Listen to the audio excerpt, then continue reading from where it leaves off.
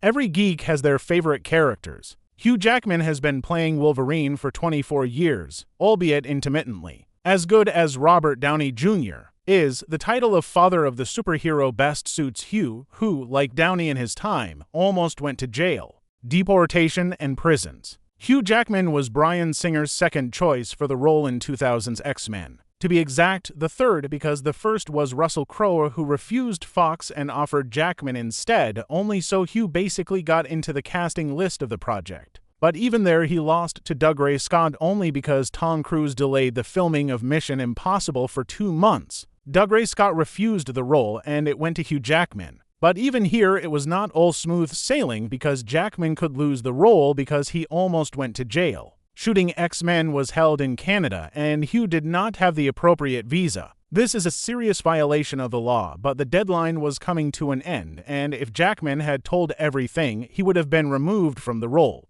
So Hugh flew to Canada without a visa, where he was immediately confronted by the police. Jackman could have been arrested, and things were getting very bad, but Hugh was suddenly saved by Wolverine. The officer who questioned the actor turned out to be a comic book fan. When he heard that Jackman had gotten the role of Logan, he was delighted, signed autographs, and, instead of sending Hugh to jail, escorted him to the set with a police escort. Thus began one of the most successful careers in the history of cinema, which almost ended in the first days of work. Mystique's understudy was injured. Jackman was shooting a fight scene with Mystique's understudy. The actor had to pretend to wound her in the arm, and the understudy had to dodge at the right moment so that everything else would be glued together in the montage. In the end, the understudy's hand had to be stitched up because Hugh had cut too sharply, or her reaction failed her. The metal claws tore the woman's hand, and since then, fake claws have been used on every movie since because Jackman almost went crazy in the process. As a result, one of the cuttest yet sad traditions for morale was born.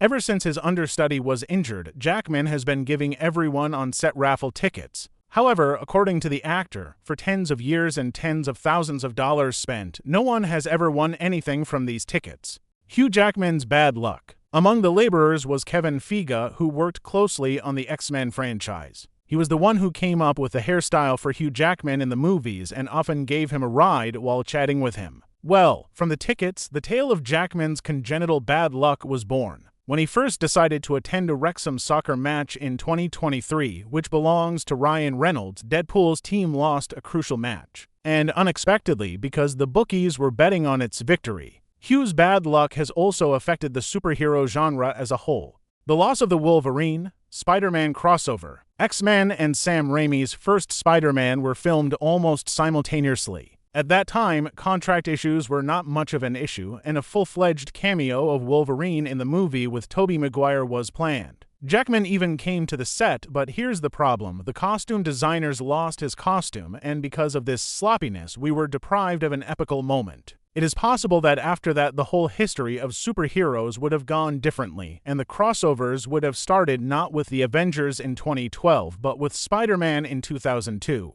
Not a good movie. 10 men ran into problems. Bryan Singer left to direct Superman for DC. Fox was so afraid of upsetting Jackman that a potential director was aligned with their top star. Hugh met with Brett Ratner, and only after his approval was Brett allowed into the director's chair. It turned out to be an average movie, but at the time it was the most expensive movie in history with a budget of $210 million. It was also the first time in history that Patrick Stewart and Ian McKellen's digital rejuvenation technology was tested, which even now looks as good as it did in Captain Marvel. Nevertheless, the movie did not take off, and the next appearance of Jackman in the role had to wait until 2009 and the legendary solo Wolverine. Although the project was actually launched in production back in 2004, and the screenwriter was none other than David Benioff, who would later write for HBO the legendary first season of Game of Thrones. Jackman also worked on the script with David, but Fox got involved and things went south. In a nutshell, director Gavin Hood wanted to make a Wolverine solo movie about Weapon X, Logan's story, and his tragedy, but Fox had $150 million and was expecting a full-fledged X-Men movie sold under the Wolverine label. Hence the team-up with Deadpool and other heroes, and the total atomization of focus in an attempt to cover everyone and everything.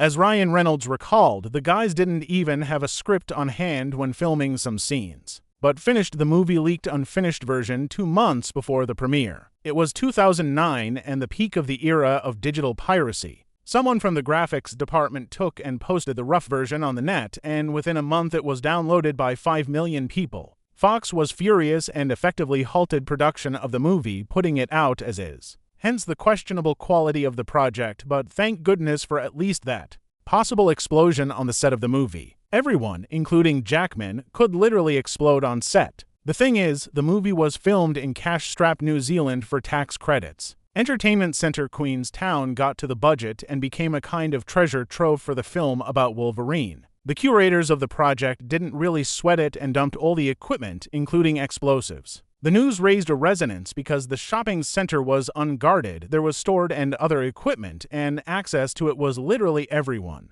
The hype was serious, and after the fact it was revealed that theoretically the criminals could have blown up anyone without any problems. Fortunately, it was not, but the crew was asked to put the explosives away. The kissing scandal. And then there's a high-profile reboot and another scandal. The development of First Class Fox as accelerated as it could, but Hugh Jackman was no longer involved in it. Well, he was, but only in a cameo. For him, Jackman put the studio to conditions. The first, only he will be able to swear in the movie, and the second, the studio must make a tangible charitable contribution to the school where his children are studying. Fox satisfied both conditions. At the same time, after the success of First Class, agreed with the third to finally make a full-fledged solo Wolverine. Thus began the story of the 2013 movie that would give birth to the duo of Jackman and Mangold to later create Logan. There, a fun fact was revealed. It turned out that Hugh originally had no idea that Wolverine was a real animal and admitted that in the 2 weeks after getting the role he studied information about wolves on which it's not hard to see. His image is largely based. Now a lot of things fall into place, do not you think? On top of that, Hugh also did a thing for which in today's world could have been cancelled. Actress Dao Okamoto said she spent weeks preparing lines for the final audition for the role of Mariko. When she arrived, Jackman said during the audition that he wanted to improvise and kissed her. The actress suspects that this was Hugh's way of testing the cast members, choosing the best one.